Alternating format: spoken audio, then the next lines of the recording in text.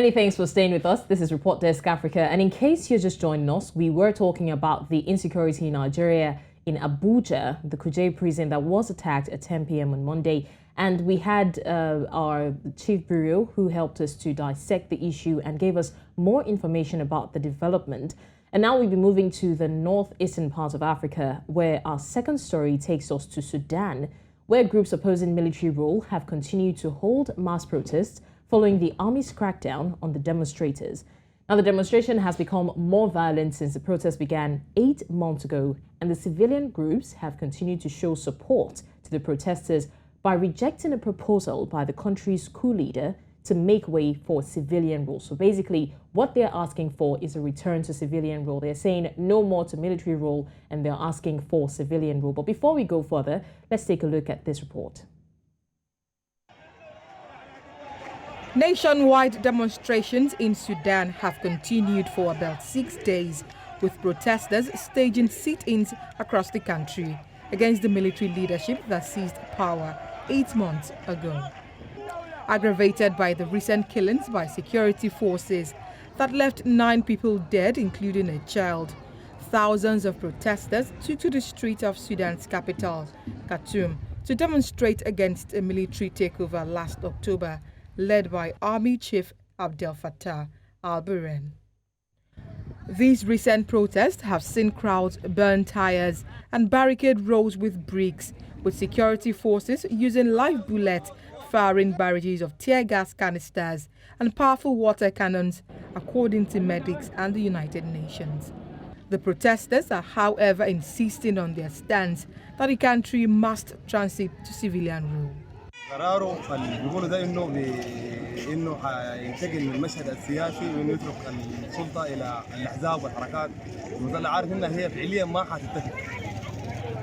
هي في خلال 3 سنين ما اتفقت، فما حتتفق له في ظرف يوم وليله ولا شهر ولا 6 شهور ولا اي حاجه. فحول نفسه الى فرعون سلطه مطلقه حيكون قاعد في الكرسي الى الابد. الكلام بتاع امس بتاعه ده كلام فارغ، والشباب بالعكس هو اشعل الشارع زياده. امس بعد خطابه مباشره كل الخرطوم ولعت، كل الشوارع قفلوها، قالوا الناس خرج، غير بخلاف الاعتصامات الموجوده اصلا بين الخرطوم واعتصامين في درمان واعتصام في بحري، وفي الطريق مزيد من الاعتصامات في الولايات. The civilian bloc in the country has shown massive support to the protesters by rejecting a proposal by the country's coup leader to make way for a civilian government as a giant ruse, and in turn urge more protests. الكلام كلام تضليلي، كلام ملغوم. هو بيقول البيان بيقول انه عايز يخرج او يرجع الجيش للسكنات، لكن في نفس الوقت هو عايز يدخل السلطة المدنية في السكنات، وده طبعا حتكون سيطرة يعني أسوأ من ذي قبل يعني. فما في مجال للكلام ده، نحن متمسكين بنهاية الانقلاب. Although the African Union, the United Nations and the international community have condemned the violence in the East African nation, which has been rocked by near-weekly protests since an October 25 coup appended its fragile transition to democracy, the country will need more than condemnation to end the unrest ravaging its territory. Omolola Ololade reporting for News Central.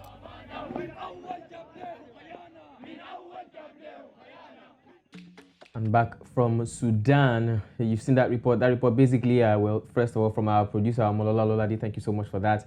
Now, joining us to discuss what exactly is going on in Sudan is our East African correspondent, Abdinoor Nuri. Abdinoor, you're welcome. Thank you for joining us on the program today. Thank you, and it's always a pleasure. And today marks my birthday, by the way, but it's not. Wow! Oh wow! Happy birthday, Abdinoor. That's a huge one. Happy birthday. Yeah. I was going to ask you how old you are, but we'll leave that for after the show when we eventually get the cake and other things. Indeed, that is very sensitive information, and of course, we'll keep that away. All right, Abdinoor, straight into Sudan now. Sudan has continued to hold, or Sudanese rather, have continued to hold protests almost on a weekly basis with support from the country's civilian bloc. And in spite of the intervention from the African Union and other international community and other international bodies, as a matter of fact, the military have still refused to listen to their yearnings despite all of these. So is it, is this to say that the country will continue to experience this particular kind of unrest going on until the people see a transition from military to civil rule? Or do you think the military will continue to hold on to power for now? What's the atmosphere like right now? Thank you so much. Indeed, since the overthrow of former leader, the Sudanese leader, al-Bashir, it has indeed been a situation where we cannot call it a power struggle, but it has been both the military rule that was previously in the country led by Abdel Fattah al-Burhan, and the civilian who have actually who have really been trying to, celebrate the gains they've made in making power change in the country. So now it is a tussle where the opposition and the civilians are calling for complete control or demilitarization of the administration in the country. Therefore, we've seen al-Burhan trying to make some promises and pledges, which includes, formation of a Security Defense Council. There are many others, but we'll continue discussing as the questions come. All right, Abdinoor, one of the protesters said, okay, first of all, we know that Sudan's military has made a declaration to withdraw from talks in order to allow for transition into democracy, as they say. Now, one of the protesters said in the report that we saw, and rightly so, that this has gone on for years. And, there is no guarantee that this is just going to change in a month or 2 months or 3 months. So should the world really trust the interim military government's decision to do so? Because, going on for years now, the freedoms of Sudanese people have been violated. They've been asking for civilian rule for the longest time. So what exactly do you think will make this different? Should we really trust what they're saying, or they're just trying to quell the anger? Well, I was trying to look at the Sudanese main civilian political bloc, they're known as Forces for Freedom and Change. They are actually the phase trying to not only fight for, but try to defend the demands by the civilians, which is a combination of representatives who have made various demands. And these are some of the recommendations they had given, actually not recommendations, but rather demands given to the army boss, Abdel Fattah al-Burhan. Says that, they do not accept and agree with al-Burhan's promises and pledges, because they say the change of their stand from the initial agreement, which had seen transition administration in place, is actually a continuation of the lies and lack of commitment from the leadership. And the statement that al-Burhan had made on Monday, announcing that they will allow the civilian and the transition, is actually not appealing to the FFC. Therefore, we've seen reactions from regional bodies such as IGAD, and we've had the IGAD leadership meeting in Nairobi. Therefore, the demands remains that no, we trusted you before you failed us, so we don't trust you again, period. That is the Sudanese, the opposition and the civilians' representatives' position.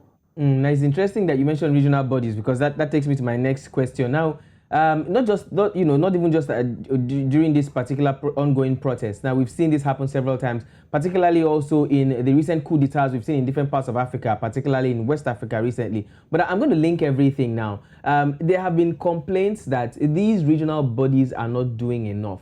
They're not proactive. If they had come in earlier when issues were bad, it probably wouldn't have led to some of the coups that we are seeing in some parts of Africa. If regional bodies had been more proactive, things may have not escalated up to the point that they are right now. What do you think, Abdinoor? You think these regional bodies, including the African Union, particularly the African Union, do you think that they are as active as people expect them to be, and playing the role that they should be playing right now to bring stabilization to Sudan?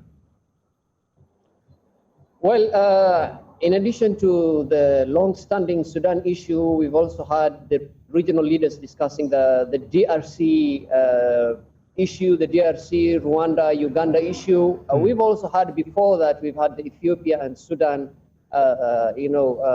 issue that required negotiations. We've seen President Museveni, Kenyatta, and others meeting in Nairobi to try and discuss on the same.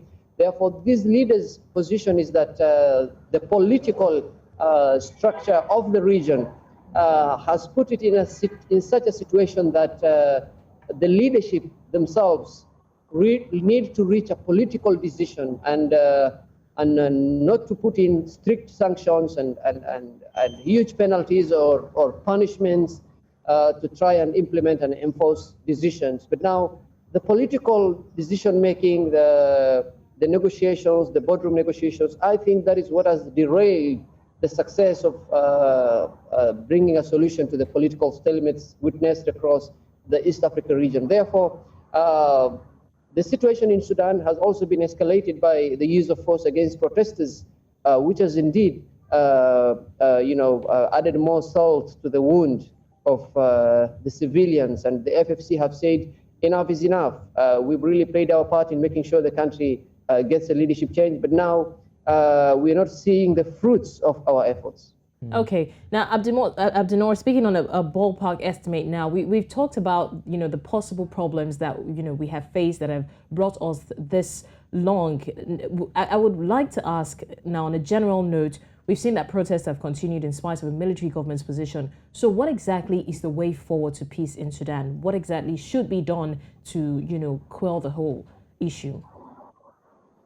Well, if I might quote, the FFC, which is the body or, the representatives of the civilians, they said, first of all, we're not going to take part in any talks with the military that is led by Abdel Fattah al-Burhan.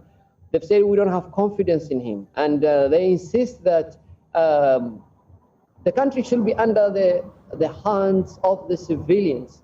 And both sides have strict positions unless both of them loosen their stance or soften their stance. We don't expect this situation to end anytime soon, because the civilians say we don't want to talk with the military. The military says, yes, we want to talk with you, but again, let's still be together.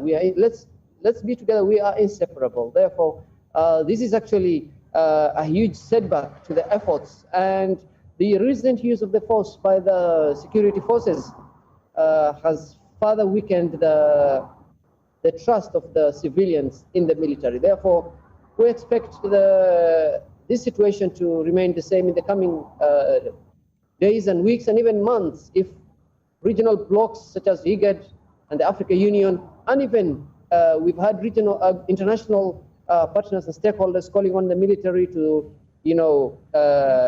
allow the civilian rule, unless we find pressure, to the strongest part at the moment, which is the military.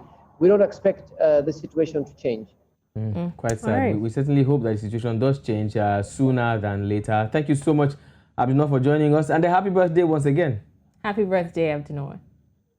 Thank you so much. I hope the editorial will dedicate my cake to you this evening. Oh, I believe so. I certainly hope so. And by the way, your birthday is coming close to Eid celebrations. Are you going to merge the celebrations? What's your plan for the Eid this weekend? Yeah, I think they've withheld the cake from me, using the Eid as an excuse. So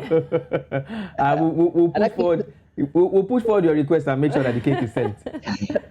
All right, thank you so much, Abdinoor. Thank you for doing justice to the Sudan Unrest story. Thank you once again.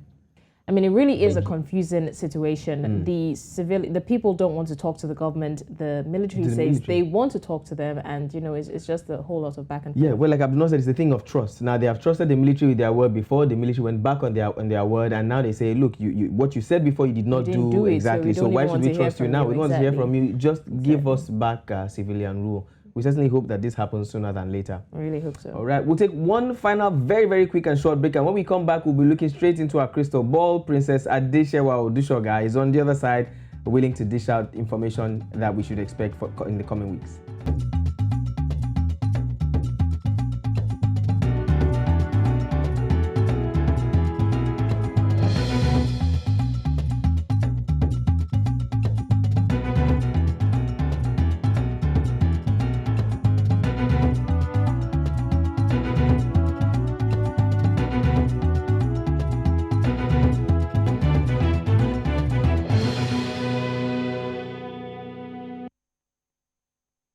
Thank you for staying with us. And if you're just joining us, sadly, this is the home stretch of the show, the last part of the show, but you still haven't missed everything just yet. Now we go into our forecast segment where we, like we say, look into our crystal ball to tell you some of the stories that we will be tracking in the coming week. And we have Adeshewa Odushoga to do justice to forecast. That's Good right, evening, Princess Adeshewa. Princess, Good I beg your evening. pardon. Good evening, Bernard. Good evening, blessings. All right, so to save our time, let us know what we're expecting the coming week. All right, as we wrap up the week, looking at the forecast for next week, the first making the first forecast list is Somalia's new president, Hassan Sheikh Mohamud, says his government will negotiate with the extremist group Al-Shabaab when the time is right. Of course, we don't know when the time is right. I think when the time is right by him and his government. Now, he says that to deal with this extremist group do no longer require a military approach. He said he's seeking to overthrow the foreign-backed government. The Al-Shabaab is seeking to overthrow the foreign-backed government in Mogadishu for over a decade and remains a potent threat despite efforts to defeat them in military. And then on the second part, DR Congo and Rwanda signed a bilateral tie. That's by the president of each country. That's Felix Tshisekedi and Rwandan counterpart Paul Kagame at a summit in Angola. Says they have agreed to de-escalate tensions from a rebel insurgency. Angolan President João Lourenço was appointed by the African Union to mediate talks between the two African countries, and then part of the agreement includes an immediate cessation of hostilities and the retreat of the M23 fighters from Congo. And last but not the least, Kenya is celebrating the World Swahili Day. And one interesting fact about Swahili is spoken by over 200 million people across the world. And then Swahili Day, July 7th, that's today, was celebrated at the International Convention Center to commemorate the fight for independence. Celebration comes after the 41st Congress of the UNESCO member state in 2021 formally declared today as the World Swahili Language Day. And now this year's celebration is led by the Kenya Wildlife Service Band and Cabinet Secretaries Amina Mohammed and Najib Balala. And another interesting thing to say about Swahili is there are talks to make it one of the official languages. It's going to be the first African official language that would be allowed globally.